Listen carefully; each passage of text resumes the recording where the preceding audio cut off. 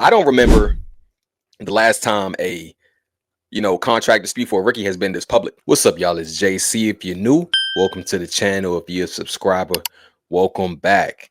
And man, we have some bizarre news out of Cincinnati. The Cincinnati Bengals, 17th overall pick in this year's NFL draft, Shemar Stewart, still has not signed with the team yet. And it's been pretty public. It's been pretty public now. Today, a video has been circulating around the internet, and Shemar is laying almost everything out. Almost, he's not laying it all out, but he's talking about his contract situation, and I want you all to take a listen. Actually, I have no idea. I really don't know. What have you been doing to stay locked in? And there's only so much that can replicate on the field reps, but what have you been doing to make sure that you're actually locked in when you're out there, knowing that you can't do anything? I still go to meetings. I still study my playbook, take down the right notes, and then whenever I get some free time, I go out to train at Black Sheep. Is it fair to say at this point that you will not step foot on the practice field in practice until you're signed? Yes. How badly do you want to be on the field? Very bad. I mean, I've been doing this for most of my whole life, and then all of a sudden it's gone over something very simple to fix. It's kind of disappointing. Have they given you any answers as to why they're choosing this year and you to set a new precedent? If I really wanted to say, yeah, I can't say what I really want to say, but it's their contract. They can do what they want with it. How important is it for you, do you think, from a player standpoint, to be on the field for training camp?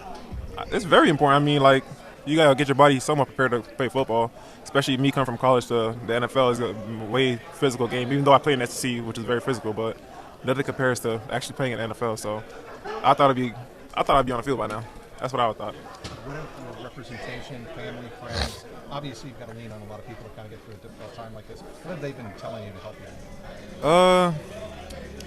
you? Just take it day by day, pray to God. He's always going to stand with me, no matter what. And just know you're doing the right thing. Like some people say, we all agree Trey will be right? But technically, he's still 1% wrong for being under contract. So, in my case, I'm 100% right. So it should be a no-brainer. And in Trey's case, I think it should be a no-brainer too. I mean, he led 17.5 sacks for 2 years back-to-back. If I was the GM or I was the owner, take all my money. But I guess they don't operate like that. But Have you talked to Trey at all? I talked to him the last time he was here, but other than that, no. Has this experience soured your taste of the Bengals?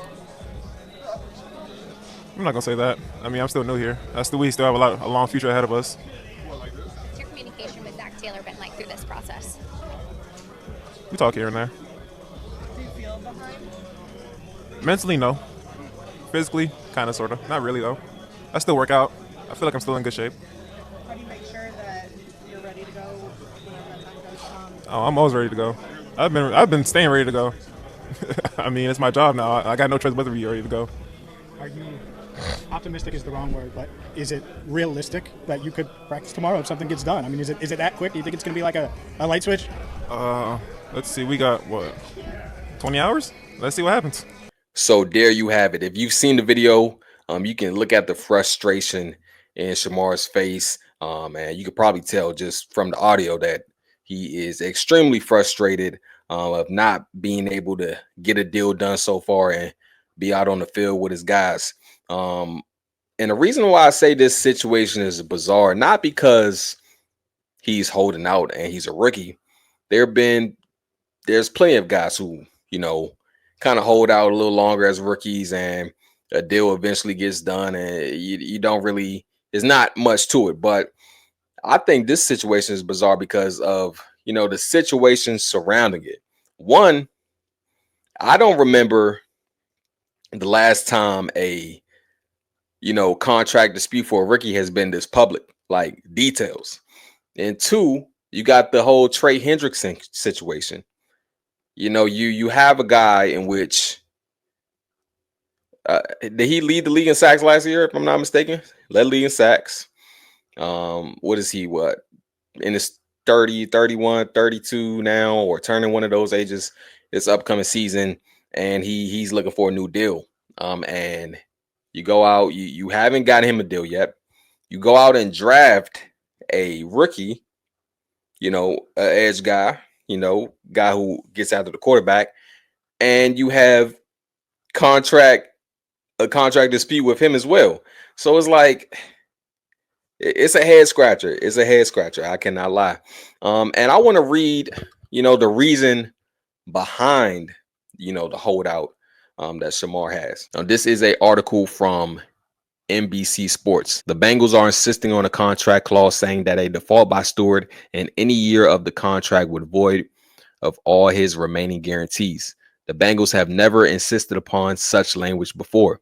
With their previous contracts, they have only made a void wipe out the guarantees for the year in which the default occurred. So that is the reason why the deal hasn't got done. Shemar hasn't signed yet. And like the article just mentioned, and I read another article that talked about this situation. Mims, the offensive tackle they drafted last year, and Miles Murphy, the edge defensive lineman they drafted 2 years ago, they didn't have this language in their contract. So Shemar Stewart just wants to have, his language mirror his contract, the language in his contract mirror the same as the previous 2 first-round picks. And that's not, I don't think that's crazy. I don't think that's crazy from the outside looking in. Now, why do they want to set this new precedent? That's the question. Is it because they have a lot of money tied in on the offensive side? You pay Jamar Chase, you pay T. Higgins, of course, you pay Joe Burrow. Is this a way of kind of, being flexible in a sense? I'm not a cap cruncher. I don't know. The numbers are not my best, not my, not my go-to, but I'm just thinking, why would they do this with Shemar Stewart, especially at a position which they are, lacking? They need that edge rusher, and then you already got the Trey Hendrickson situation going on. You would think, with Jamar Chase, you would think they would be, ready to accept him, open arms, like, hey, let's get this guy in. Let's make him feel as comfortable as possible, and let's get this deal done so he can be out on this field and make an impact. And maybe we can move on from Trey Hendrickson. We can trade him or do whatever the case may be. That's my thought process. But obviously, it hasn't gone that way. But typically, and I say typically, these rookie holdouts or these contract disputes that rookies have, typically they work themselves out. I don't remember the last time a rookie has sat out, regular season games. Typically the deal does get done. It's just a matter of when. But also on the flip side, I don't remember a time in which the contract dispute was this public.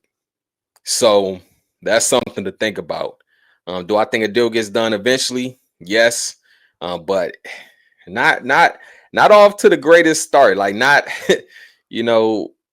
for Shemar and the Bengals, in terms of relationship wise, between the two. But definitely, he learned the in a jiffy that this is a business, and it's not always comfortable.